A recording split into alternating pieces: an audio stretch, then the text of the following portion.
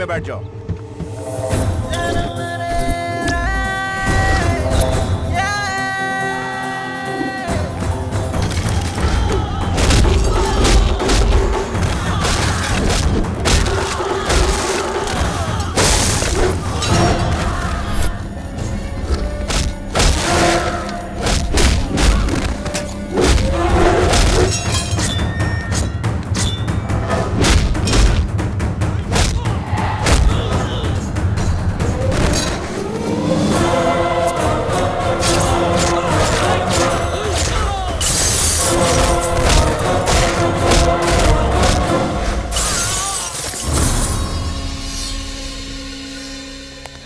Total family wrong.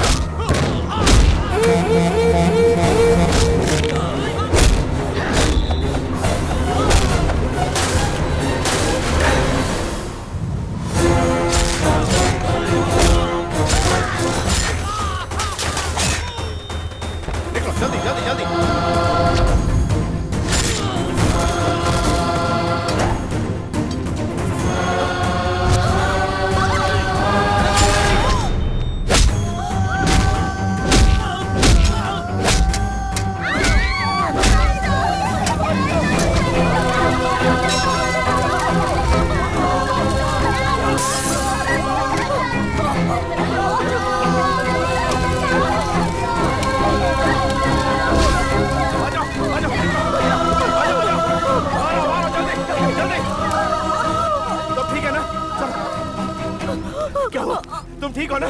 गाड़ी निकालो, hospital जाना।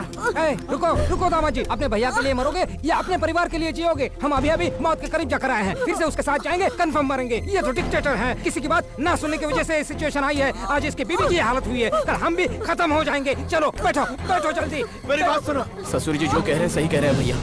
उस दिन कहा था कि महिमा राय से दुश्मनी मत मोल लो, सुना नहीं। आज देखिए क्या हालत हो गई। उस महिमा राय का टारगेट हम नहीं है, आप हो। तुम दिल्ली से दूर जाओगे तो ही वो हमें जीने देगी। आप बाकी सबके लिए भगवान हो, लेकिन हमारे लिए यमराज हो। हमें माफ कर दीजिए, हम आपसे दूर रहेंगे तो ही हमारे बच्चे जिंदा रह पाएंगे। चलो यहाँ से, चलो चलो बैठो गाड़ी में। रुक जाइए। काम्या, कोई मेरे साथ नहीं है, लेकिन मैं तुम्हें बचा लूंगा, तुम्हें कुछ नहीं होगा। सुनो, बहुत तकलीफ हो रही है। मुझे चाकू लगा इसलिए नहीं, कोई आपको नहीं समझता है इसलिए। इतने साल जिनके लिए आपने इतना सब किया, उन्हें नहीं आपका साथ छोड़ दिया। जिन्हें अपना समझा वो पराये हो गए। मुझसे वादा करो, तुम मेरे डैडी के पास जाओ, मेरे डैडी को संभालो।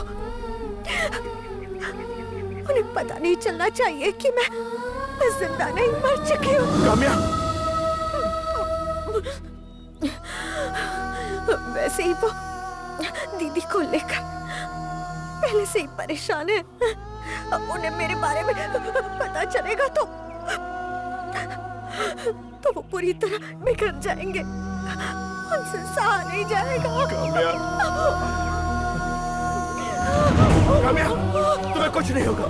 काम्या, काम्या। मौत से जूझ रहे इस घर की बहू को तुम छोड़कर आ गए, तुम्हें जरा भी तरस नहीं आई? हो क्या गया है तुम लोगों को?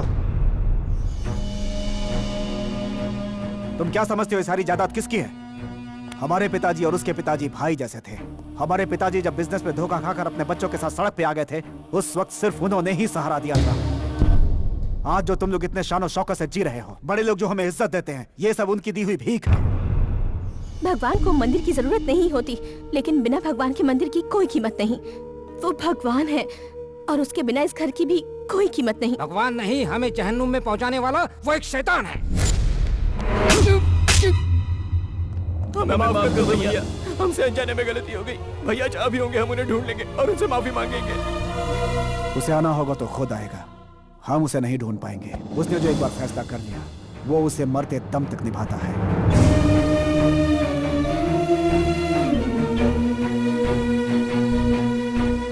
हमारे बिछड़ने की वजह महिमा रॉय का दामाद अभी तक जिंदा है।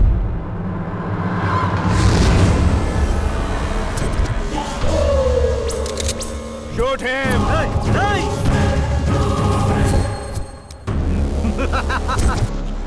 तुम्हारे दोनों बॉडीगार्ड्स को उसने खरीद लिए थे। राज सिंहासन को छोड़ दो लेकिन प्रजा को मत त्यागो। दामाद जी, मेरी बेटी कहाँ है? डॉक्टर साहब, अब मेरी पत्नी कैसी है? Your wife is perfectly all right. घाव गहरा होने की वजह से कोमा से बाहर आने में थोड़ा टाइम लग गया। मुझे खुशी है कि आपकी पत्नी ठीक हो गई। डॉक्टर, काम्या जी अपने बेड पर नहीं है।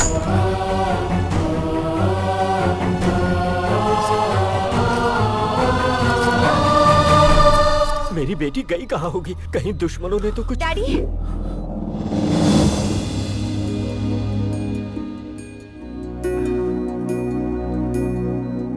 काम्या बेटी,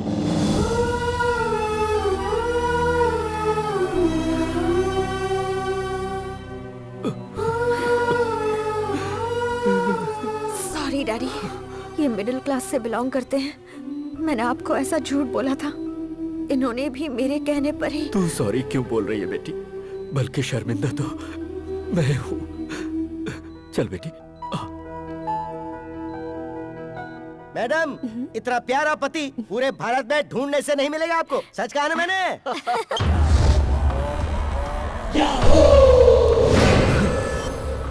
छोटे, ए, छोटे, क्या हुआ छोटे? सर, उठ छोटे, उठ। सर, आपका भाई अब किसी को नहीं पहचान पा रहा। प्रॉब्लम कुछ समझ में नहीं आ रही है। मिनिस्टर साहब, क्या हुआ इसे?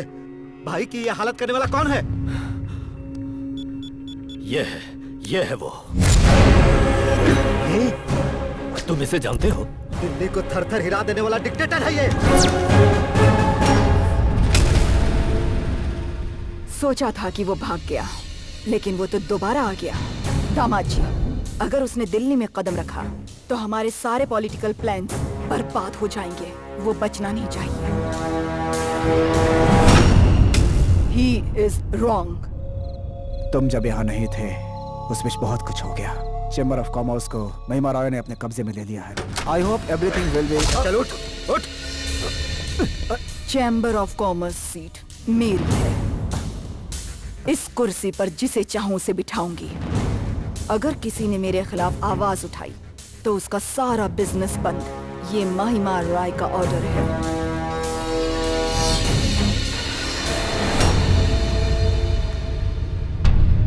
लोगों का भला तभी होगा जब महिमा रॉय और उसका दामाद पावर में ना रहे, और ये सिर्फ तुम कर सकते हो। भैया, हम कल की पहली फ्लाइट से दिल्ली जा रहे हैं। डिक्टेटर दिल्ली आ गया, कभी भी हमला कर सकता है। डिक्टेटर के डर से हमारे लोग दुम दबाकर भाग रहे हैं। इससे पहले कि वो हम पर अटैक करे उसे खत्म कर देते हैं। इस टाइम पर डिक्टेटर के सामने जाना ठीक नहीं है। उसे बल से नहीं, बुद्धि से मारना है। सोचो कैसे। मैं बताता हूँ। तू तो उसी के घर में रहता है, फिर तू हमारी मदद करने के लिए क्यों तैयार है? तुम्हारे सवाल में ही तुम्हारा जवाब है। उस घर में रहना हमारी बदकिस्मती है। वहाँ हमारा रहना किसी कुत्ते से कम नहीं है। जब तक नहीं था ऐश से जी रहे थे। इस बार उसका किस्सा परमानेंटली खत्म हो जाए तो ही चैन से जी सकते हैं हम लोग। चाहो तो इनसे पूछ लो। हाँ मैडम, ये बिल्कुल सही बोल रहा है। सिर्फ आप ही नहीं, उस डिक्टेटर की मौत का मैं भी इंतजार कर रहा हूँ। कल डिक्टेटर अपनी फैमिली के साथ कहाँ मिलेगा वो मैं बताऊंगा। तुम बस अटैक करो। अगर चांस मिस किया तो दुनिया हमें मिस करेगी। दामाद जी, कल के बाद से उस डिक्टेटर का नामो निशान मिट जाना चाहिए। उसकी मौत की खबर लेकर चैम्बर आना। मौत की खबर ही नहीं, उसकी डेड बॉडी लेकर ही आऊंगा।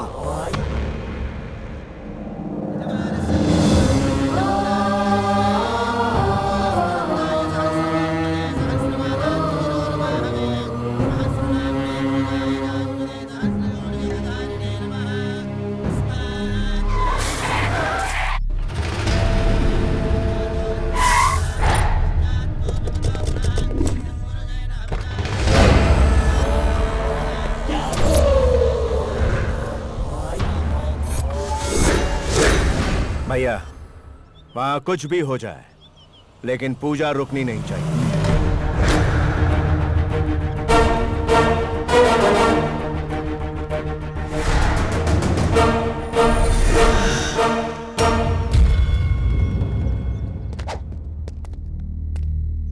क्या हुआ? शॉक लग गया ना? 1 साल मैं तुझसे छिपकर जीता रहा हूँ। मेरा जान से प्यारा मेरा भाई तेरी वजह से मुझे नहीं पहचान रहा। लोगों को बचाकर उनकी नजर में तो तू भगवान बन गया, लेकिन आज तुझे जमीन में गाड़कर ऊपर पहुंचा दूंगा। आज चाहे कुछ भी हो जाए, तू मेरे पंजों से नहीं बचेगा। शेर को भी जब प्यास लगती है तो सर झुकाकर पानी पीता है। इसका मतलब यह नहीं कि वो वापस सर उठाकर वार नहीं कर सकता। देखने के लिए आंखें नहीं बचेंगी, सर उठाने के लिए सर नहीं बचेगा।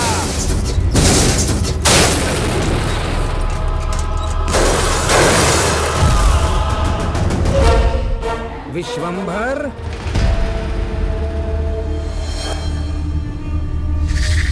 समझ नहीं पाए? डिक्टेटर को मारने के लिए तुम्हें यहाँ नहीं लाया हूँ, तुम्हें मरवाने के लिए ही तुम्हें यहाँ लाया हूँ। मार डालो उसे।